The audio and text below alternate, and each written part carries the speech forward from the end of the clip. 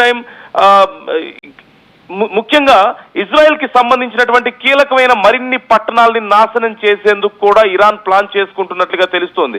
ఇప్పటి వరకు మీరు చూశారు బోర్డర్ లో కొన్ని ఎక్స్చేంజ్ ఆఫ్ బ్లాస్ట్ మనకు కనిపించాయి, ఎక్స్చేంజ్ ఆఫ్ మిసైల్స్ మనకు కనిపించాయి. కానీ ఇజ్రాయెల్ లోపలికి వచ్చి కొట్టడం అనేది ఇరాన్ ఇప్పటి వరకు చేయలేకపోయింది. అండ్ ఇప్పుడు మనకు అది కనిపిస్తోంది. డైరెక్ట్ గా ఇజ్రాయెల్ కి తీవ్రమైనటువంటి నష్టాన్ని మిగిల్చే దిశగా విత్ ఇన్ ఫ్యూ అవర్స్, ఇంతకు ముందే మనం మాట్లాడుకుంటున్న టైంలోనే మనం మాట్లాడుకున్నాం, మరికొద్ది సేపట్లో మనం చాలా భయంకరమైన వార్తలు వినబోతున్నామని చెప్పేసి మనం మాట్లాడుకుంటున్నంత సేపట్లోపే మనం చూస్తున్నాం ఎలాంటి భయంకరమైనటువంటి వార్తలు వస్తున్నాయో.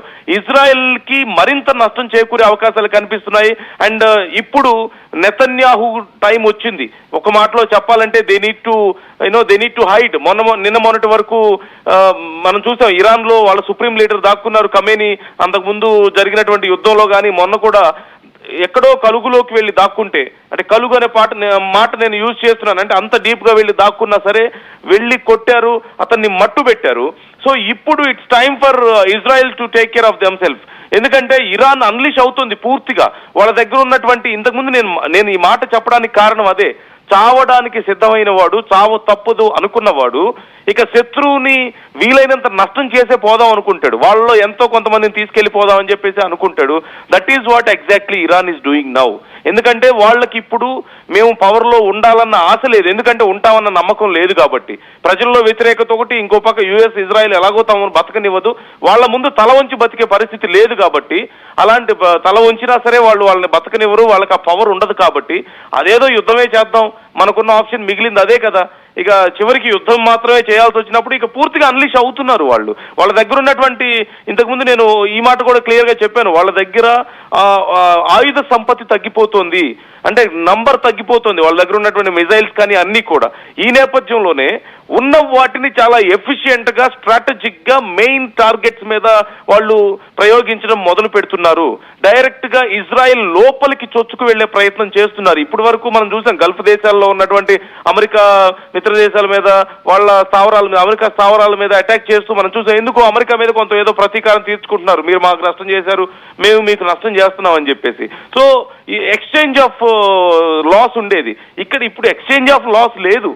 ఇక్కడ చాలా క్లియర్ గా వాళ్ళ మైండ్ సెట్ మనం ఇక్కడ అర్థం చేసుకోవాలి. ఇరాన్ ఇప్పటి వరకు లాస్ట్ యుద్ధంలో కూడా ఈ మాత్రం ఎందుకు చేయలేకపోయింది? మరి ఇరాన్ యుద్ధం జరిగిన సమయంలో కూడా ఇరాన్ ఈ స్థాయికి ఎందుకు రీచ్ అవ్వలేకపోయింది? అప్పుడు ఇప్పుడే ఎందుకు రీచ్ అవుతుందంటే it's all about mind set Sachin. యుద్ధంలో ఎప్పుడైనా సరే కొన్నిసార్లు చాలా తీవ్రమైనటువంటి ఫలితాన్ని ఇచ్చేది కానీ, లేదంటే అనూహ్యమైనటువంటి ఫలితాలు, ఎక్స్పెక్ట్ చేయని ఫలితాలు ఎప్పుడైనా ఏదిస్తుంది అంటే mind set of a soldier.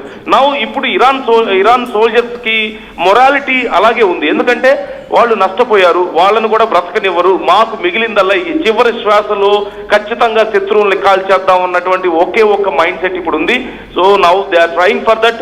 ఎందుకంటే ఇంతకు ముందు మనం మాట్లాడుకున్నట్లుగా మనం కూడా ఈ వార్తను కవర్ చేశాం, కొత్త సుప్రీం లీడర్ మీద కూడా అటాక్ జరిగిందని చెప్పేసి.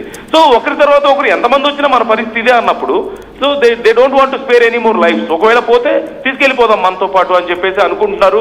ఖచ్చితంగా మరిన్ని మిజైల్స్ ఉన్నాయి, even more than 2000 kilometres range ఉన్నటువంటి మిజైల్స్ కూడా ఇరాన్ దగ్గర ఉన్నాయి. They are going to unleash all of their powers, all of their tactics. ఖచ్చితంగా విపరీతమైనటువంటి నష్టాన్ని, చాలా భయంకరమైన నష్టాన్ని ఇజ్రాయెల్ ఇప్పుడు చూడబోతోంది అనడంలో ఎలాంటి సందేహం లేదు. We can expect the unexpected. ఒక మాటలో చెప్పాలంటే we should be ready to expect the unexpected. మనం ఏదైతే ఊహించలేదో ఇప్పటి వరకు, ఏదైతే మనం ఇలా జరుగుతుంది అనుకోలేదో, అంత భయంకరమైనది ఇజ్రాయెల్ లో జరిగే అవకాశాలు కనిపిస్తున్నాయి. I'm not going to say, direct గా నేను చెప్పడం లేదు, ఎందుకంటే అంత పెద్ద వార్తల్ని మనం డైరెక్ట్ గా ప్రిడిక్ట్ చేయడం కరెక్ట్ కాదు కాబట్టి నేను చెప్పడం లేదు. కానీ అక్కడి వరకు రీచ్ అవుతారా, అది సక్సెస్ అవుతారా లేదా అనేది కూడా మనం చెప్పలేం. కానీ they wanted to give their best. వాళ్ళు ఖచ్చితంగా పంటికి పన్ను కంటికి కన్ను అన్నట్లుగా వాళ్ళ సుప్రీం లీడర్ ప్రాణానికి, ఇజ్రాయెల్లో ఉన్నటువంటి పెద్ద తలకైన్లు తీసేయడానికే, పక్కకు తప్పించడానికే ఇక పూనుకున్నారు ఒక మాటలో చెప్పాలంటే. So Benjamin Netanyahu should hide now. ఇప్పుడు కలుగులో దాక్కోవాల్సిన టైం వచ్చింది. అంటే నిజంగా వెళ్ళిపోమని మనం ఆ ఉద్దేశాన్ని కాకపోయినప్పటికీ, అంటే మనం డైరెక్ట్ గా ఇంకా అంతకు మించి అవకాశం లేదని చెప్పలేకపోయినప్పటికీ కూడా అంత డేంజర్ ఉంది, అంత ఇంపాక్ట్ చాలా క్లియర్ గా కనిపిస్తుంది. అయితే in any minute they can reach them. మనం ఆశ్చర్యపోవాల్సిన అవసరం లేదు. Now it's time to I think America involve again. Maybe ఇప్పుడు అమెరికా ఇన్వాల్వ్మెంట్ ని ఇజ్రాయెల్ కోరే అవకాశాలు కనిపిస్తున్నాయి. ఎందుకంటే ఇజ్రాయెల్ కి ఇప్పటి వరకు కాన్ఫిడెన్స్ ఉంది that they can simply defeat Iran అని. మేము కొట్టేస్తాం, వాళ్ళు పెద్ద మాకు లెక్కేం కాదు, మీరు అనండి చాలు అన్నట్లుగా ఇన్ని రోజులు వెయిట్ చేశారు.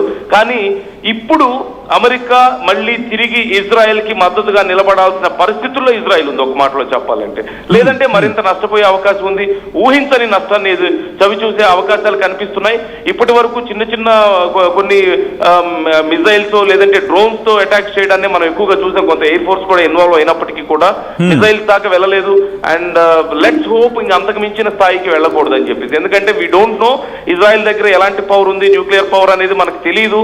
అంటే వెపన్ గ్రేడ్ యురేనియం ని వాళ్ళు ఇన్ని రోజులు డెవలప్ చేస్తున్నారు అనేది మనం చూసాం. కాకపోతే అది ఎంతవరకు వచ్చింది అన్నప్పుడు ఇప్పటి వరకు ఉన్నటువంటి సమాచారం ప్రకారం అయితే they couldn't finish all the 6 steps అన్నట్టుగా విన్నాం మనం.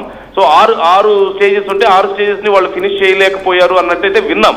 బట్ మనం చెప్పలేము ఇప్పుడు దాన్ని వాళ్ళు ఎలా యూజ్ చేస్తారు. ఒకవేళ ఆ స్థాయికైనా వెళ్ళడానికి కూడా వెనకడుగు వేస్తున్నట్లుగా మనకు కనిపించడం లేదు. So let's expect the unexpected Sachin. We don't know, మరికొద్ది క్షణాల్లో మరింత పెద్ద బ్రేకింగ్ న్యూస్ వచ్చే అవకాశం కూడా కనిపిస్తుంది మనకి. ఆల్రైట్, ఒక్కసారి ఆ ఇమేజెస్ కూడా చూసే ప్రయత్నించదు మరి.